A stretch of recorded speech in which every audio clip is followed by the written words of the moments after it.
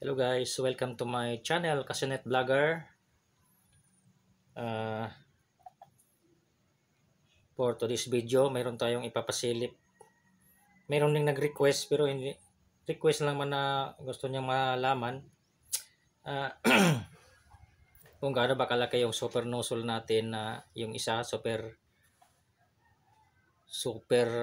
high-tech nozzle. Ito guys, iba rin itong design. Pero mayroon din siyang upper flame. Pakita ko ngayon kung ano yung tingnan niyo guys, oh. Ang itsura niya, oh. Talagang dagdala na mayroon na siyang ano, parang secondary pipeline sa ilalim. Secondary tube. So, ang nag-request din na gustong matutunan, gusto niyang malaman yung diameter. So, shout out to you, brother in Ghana. Ikaw nang siya na makakasinit, siya nang marunong mag-intindi, mag-translate ng English. Na magsasalita ngayon tayo ng favorite language, Tagalog lang. So, ang diameter ng super nozzle natin, ayan guys, 4/1/2. Ayan o. Oh. 4. Maliwanag sa araw. Ayan, lagpas na 4. 4/1/2. O yan o, 4/1/2 ang diameter. So ibig sabihin malaki talaga siya. Hindi siya pwedeng ibala sa D6, hindi rin siya pwede sa D4. Kasi pag sa D6, 4/1/2 na, konti na lang yung clearance sa gilid, hindi na makalusot yung apoy. So ito akma lang ito sa 8 inches diameter chamber, dahil yung ano natin super nozzle is 4/1/2 diameter. So tignan nyo guys yung combination natin na bakit mayroon siyang dalawang combination. Mayroong upper and lower flame. Tapos ito mayroon pa siyang kasabay dito. Ito guys, ang kasabay niya apoy nito dito sa baba. Kasabay siya dito. Tapos itong secondary pipeline, isusupply lang niya ito dito lang siya magsusupply. Wala nang ibang susuplayan na, ito lang yung dito. So tingnan nyo guys yung partition, yung pinaka upper flame dito yung hangganan niya. Yan ang hangganan niya. Nag-cut na yan dyan. Tapos mayroon siyang jumper na connection na naman sa air pipeline. May jumper siya dito, oh. Yan nyo guys, napansin nyo bumukol. Ito nagja-jumper ito. Kumuha siya ng apoy dito sa baba, ay hangin. Kumuha siya ng hangin dito. Nag-jumper siya, pumunta dyan, oh.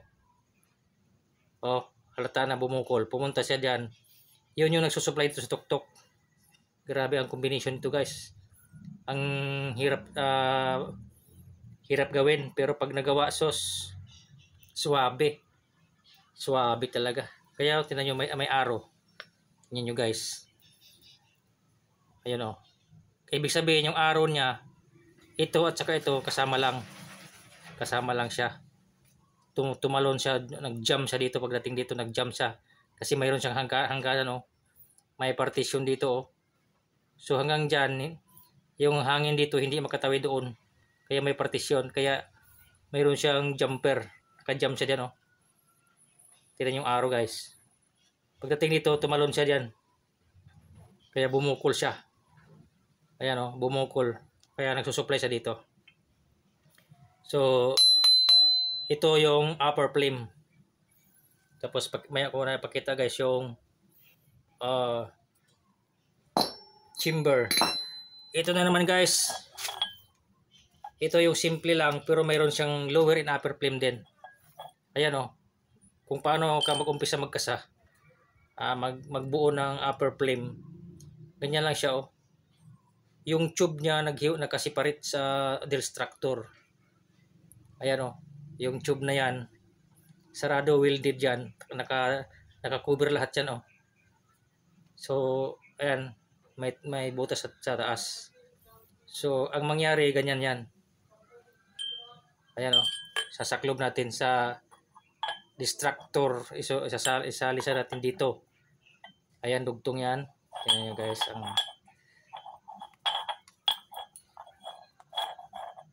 So, pagka winilding mo na yan guys. So, pagka winilding na, ito, hindi siya dadaan dito yung hangin. Itong nakaseparate na pipeline, dito ang target niya sa taas. Dito siya pupunta. Tapos ito naman sa itong may distractor, hanggang dyan lang siya. Bangka lang siya hanggang dito lang. Ang hangganan niya, dito lang ang hangganan niya. Hindi na siya makatawid doon. Kaya pagka in-adjust natin, pahinaan natin yung lower and upper flame, may mas-separate ang hangin. Kasi may bago na naman akong ginawa guys. One blower, two control. Isang blower, dalawang control. Pwedeng mapahinaan yung lower flame, pwede ring mapahinaan yung upper flame. Pwede mo mapahinaan yung lower flame, pwede mo ring palakasan yung upper flame. So pwedeng hinaan mo dito yung lower flame, hinaan mo dito sa taas, pwede mong i-pull. Palakasan mo dito kasi nakaseparate yung control ko, dalawa yung control ko sa chamber. Sa air pipeline, dalawa yung control niya, kaya pwede ring patayin ang hinaan konti yung upper flame, pwedeng palakasan yung lower flame. Kasi ganyan ang ano natin guys, oh. Ayan, oh. Ganyan na yung forma ng ano natin. Dalawa na yung control. So isang blower, yan guys, para malaman nyo guys, kung may interesado na mag mikos-mikos. Ayan. So dyan nakasandal yung mga high-tech na nozzle. So pwede mong palakasan yung upper flame, pwede mong i-control na ang lower flame, pwede mong pahinaan. So ibig sabihin, humina yung distractor, malakas yung upper flame. So yan guys, maganda ka magtimpla. Kasi kung pwede mong pahinaan yung lower flame, yung sa tuktok hihina din siya kasi hindi niya maibulabog yung langis kasi may control pa tayo. Kahit i-pull mo yung kuha natin, speed control, kahit i-pull mo pa yan, may control dito. Kaya i-pull mo yan, pwedeng lumakas yung upper flame. Lalakas yan kasi nakaseparate yung control natin. Ang blower natin, kahit malakas yung blower natin, so sagad na natin kasi may control siya. Pwede mong padalawin yung hangin na malakas hanggang dito. Sa upper flame, pwede mong padalawin na malakas. Ito naman pwede mong pahinaan kasi may control tayo. Kaya dito ang kagandahan ngayon sa disenyo ko, na dalawa yung control sa hangin. So pwede mong i-accelerate yung pinaka-upper flame ng malakas. Itong lower flame pwede mong pahinaan. Control mo na hindi ganong magastar sa langis, hindi ganong malakas yung upper flame. Hindi siya magkonsumo ng malakas kasi pwede mong mai-control kahit malakas yung blower, kahit malakas yung andar niya, pupunta siya dun sa upper flame kahit palakasan yung upper flame. Kasi yung upper flame palakasan mo dahil wala naman siyang buga ng distractor. Kaya pwede mong pahinaan yung lower flame. Itong kagandahan ngayon sa disenyo ko, na natuklasan ko na dalawa yung control. Tapos may control mo pa yung lower and upper flame. So gaano kaganda guys yung invento natin. Nandoon sa loob. Ito yung output ng upper flame. Yan, dito dadaan yung upper flame. Tapos sa lower flame, ito mayroon pa siya dito isang output, kaya parang na double pipeline itong disenyo ko. Kaya yun guys ang kagandahan oh. Tingnan nyo guys yung magsasalubong sila yung ano. Ayan oh. Papasok mo na dito yung tube. Yan oh. Oh. Kaya guys yun, konektado na yun sa ano. So yan. So kahit naka-steady malakas yung blower, naka-steady malakas, kung palakasan mo yung upper flame, walang problema. Buksan mo lang to ng gusto, buksan mo lang yan, upper flame, tapos i-control mo yung lower flame. Kung gusto mong makatipid ka sa langis, pahinaan mo yung lower flame kasi ito ay yung nagbubulabog ng nagdi-distract ng langis, kaya pwede mong pahinaan, pwede mong i-control dito. Kaya yun ang kagandahan ng disenyo ko. Kahit nag-accelerate ng malakas sa taas, pwede mong mapahinaan yung lower flame, pwede mong pahinaan. Tapos ang blower natin steady ang lakas. So ganyan guys, wala kang kung single lang yung linya mo, pag pinahinaan mo yung distractor, mahina rin yung hihina din sabay itong upper flame. Hihina din siya kasi isa lang ang output mo. Pero pag dalawa yung output mo, kahit nag-accelerate yung blower natin, para dito naman siya magdadaan sa baba eh. Yung sa secondary pipeline, dito siya dadaan yung acceleration ng malakas papunta sa upper flame. Tapos yung sa distractor, pwede mo pahinaan. Pwede mo pahinaan, pwede mo pang palakasan. So yun ang kagandahan ngayon guys sa disenyo natin. So mayroon nang gumawa sa kahawig nito, sila ni Brother Hardis, si Pareng Jaime, pero double blower, pati si Sir SDB double blower ang ginawa nila. Sa akin one blower, dalawang linya na nagseparate para ayan oh, isa lang yung blower gagana pero double control.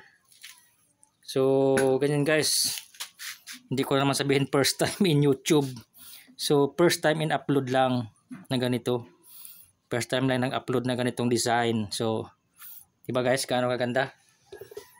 So ito hindi ko pa nasubukan guys, subukan to ngayon kasi ano to siya single upper flame lang ito, single lang siya.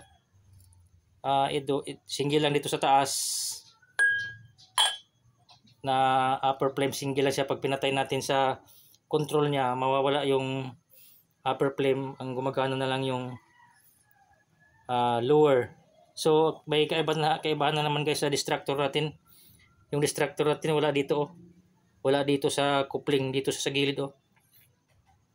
Dito sa kanto natin nilagay yung distractor. Grabe to ka ano, mag-accelerate ng pagbulabog ng langis kasi nandito sa gilid oh.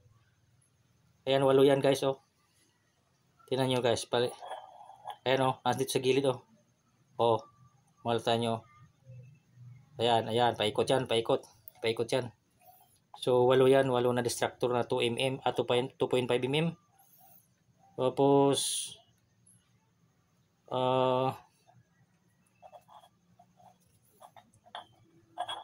pirmerong butas natin na cause of fire 8. Tapos dito sa pinakalas na layer, so 1, 2, 3 layers, 8 rin. Tapos pagdating sa top, itong sa taas na 1.5 mm, 16 holes. So ito guys, grabe ang kapal niya guys oh. Oh, grabe yung nozzle natin, ang kapal. Ano to siya parang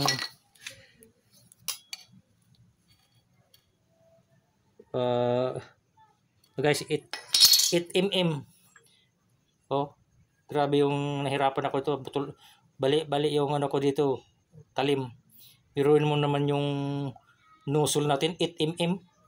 Ayan oh, coupling to guys. Natin nyo, may halata tayo, may thread oh. Oh, may thread dyan. coupling yan guys, Ditris. Grabe kakapal yung nozzle natin. Heavy duty. Kailan pa guys masira yung nozzle. 8 mm, 3 inches diameter yung nozzle. Sus guys, yan makikita natin guys na super, yan ang super na talaga na kuha na talaga. Yan ang kasabihan na pag sinabing upgraded, nag-iiba yung itsura guys, di ba? Pagka sinabi mong upgraded, nag-iiba yung itsura, hindi iso lang iso. Yun lang din ang yun. Yun lang din ang yun. Tapos sasabihin mo na upgraded, yun lang din hindi rin pwede, hindi upgraded yun. So sa atin pag sinabing upgraded nozzle burner, nag-iiba yung itsura. Gaya nito guys. Itong sinasabi pag sinabing upgraded, nag-iiba yung itsura ng nozzle. Tingnan mo may butas dito.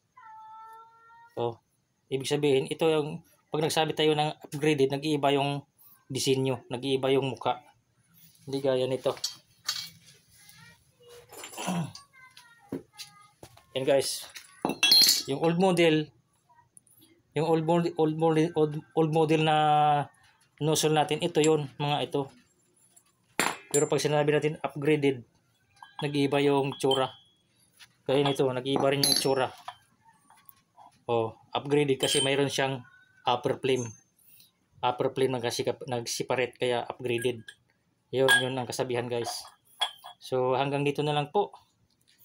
Thank you for watching.